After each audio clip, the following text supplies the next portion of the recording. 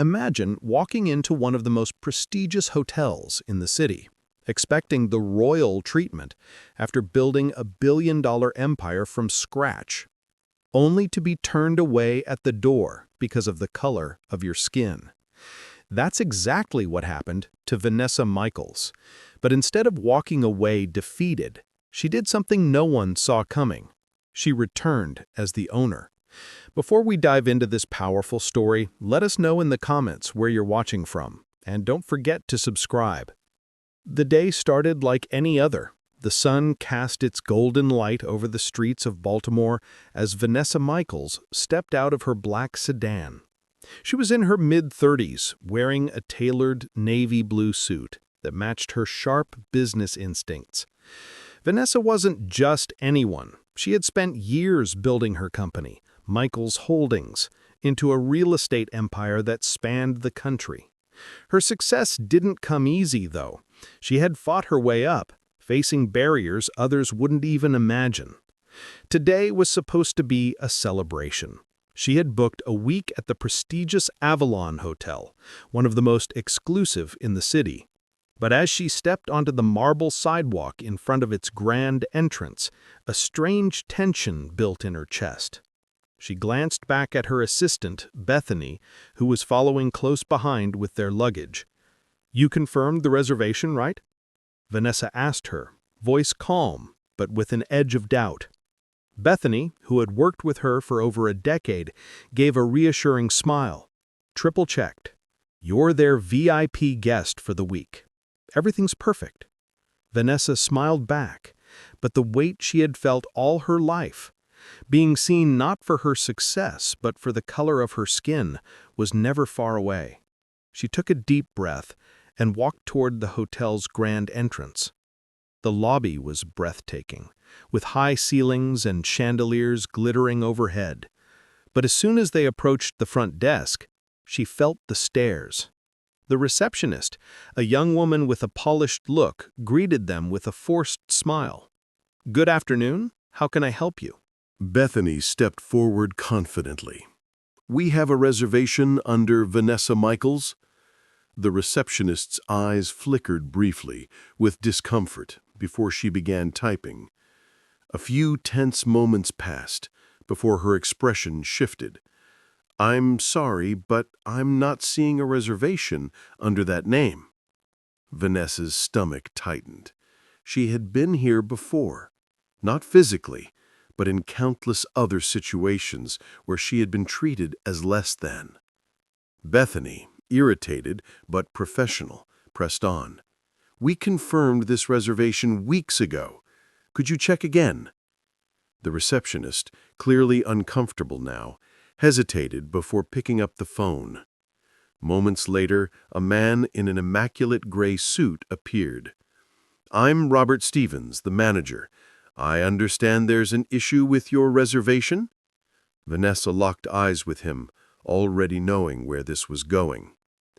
"I'm afraid there's been a misunderstanding," Robert said, his voice laced with politeness that felt more like a cover for something else.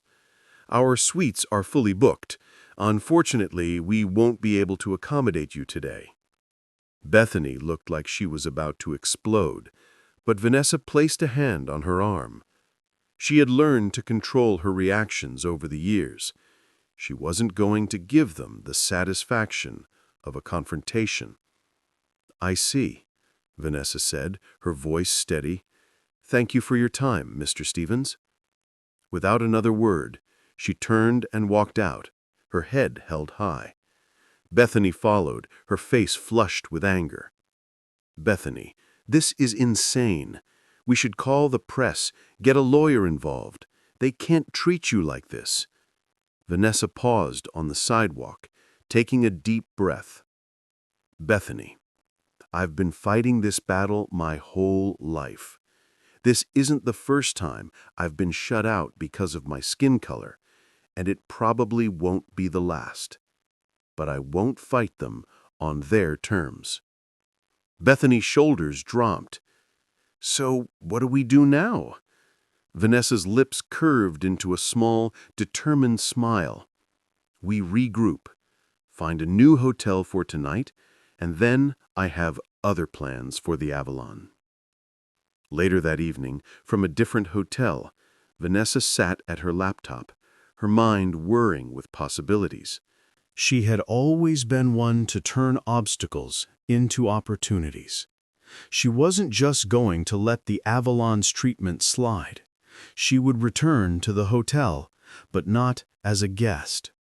A week passed, and Vanessa, with her vast business knowledge and connections, had done her research.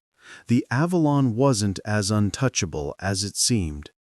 Despite its grand appearance, the hotel was struggling financially, its ownership group scrambling to stay afloat. The perfect target for someone like Vanessa. Sitting in a quiet corner of a cafe, she made a call to her lawyer. Let's make an offer they can't refuse. The deal moved quickly.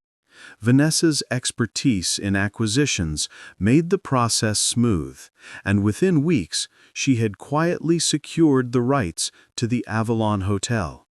No one knew that she was the new owner yet, not even the staff who had turned her away the day Vanessa signed the final contract. She didn't feel vindictive. This wasn't about revenge. It was about something bigger.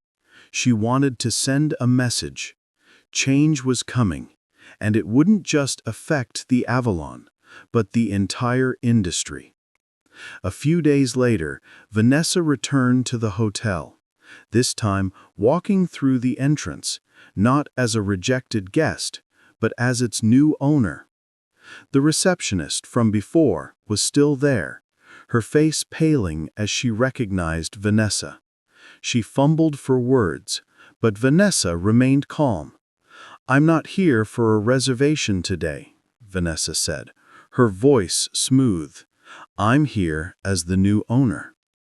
The young woman's face drained of color. Vanessa didn't linger to see her reaction. She had work to do.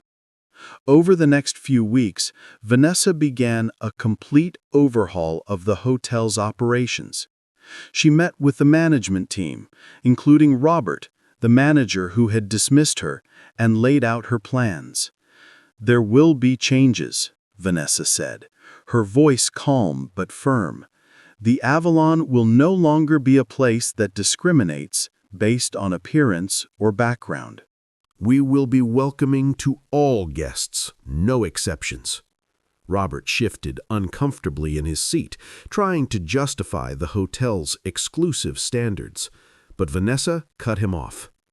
"Exclusivity is not the same as discrimination, Robert. If that's a problem for you, I suggest you find work elsewhere." From that moment on, Vanessa's vision for the Avalon took shape. She brought in diversity and inclusion experts to retrain the staff, hired a more diverse workforce, and ensured that every guest was treated with respect, regardless of who they were or where they came from. Word spread quickly. Some of the hotel's old patrons were skeptical, but as new guests filled the Avalon's rooms, its reputation soared. What had once been a symbol of exclusion was now a beacon of progress. One evening, as Vanessa stood at the window of her new office overlooking the city skyline, Bethany entered holding a newspaper. "You've got to see this." Vanessa took the paper and smiled at the headline. "Billionaire Vanessa Michaels turns Avalon Hotel into symbol of inclusion." Bethany grinned. "You did it." "We did it," Vanessa corrected. Pride swelling in her chest, but she knew the work wasn't over. This wasn't just about one hotel.